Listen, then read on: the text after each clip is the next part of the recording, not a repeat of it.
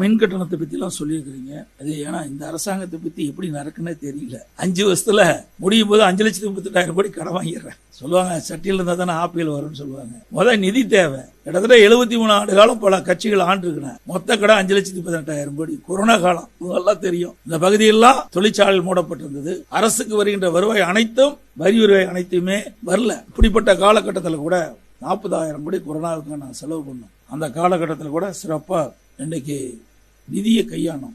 ஆனா இன்றைய சூழ்நிலை எதுவுமே இல்லை. ஆனாலும் 5,38,000 கோடி 5 வருஷம் நிறைவு பெறுகின்ற பொழுது சுமார் 5,38,000 கோடி இந்த மாநில அரசு கடன் வாங்கி சூழ்நிலை ஏற்பட்டிருக்கின்றது.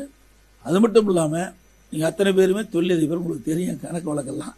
2020-21 அதிமுக ஆட்சியில் இருந்த நிதி நிலைமையை விட 2024-25 திராவிட முன்னேற்றக்கூடிய நிதியில 1,36,000 கோடி கூடுதல் வருமானம். அப்படி கூடுதல் வருமானம் வந்தோம். புதிய திட்டம் எதுவுமே இல்லை. இங்க குறிப்பிட்டாங்க, நொய்யலை குறிப்பிட்டாங்க. இந்த நொய்யலுக்கெல்லாம் எங்களுடைய ஆட்சியில் 210 கோடி ரூபாய் நாங்கள் ஒதுக்கணும். அதோட அத்திக்கடை அவனாசி திட்டமும் முழுக்க முழுக்க மாநில நிதியிலிருந்து கொண்டு வந்தோம்.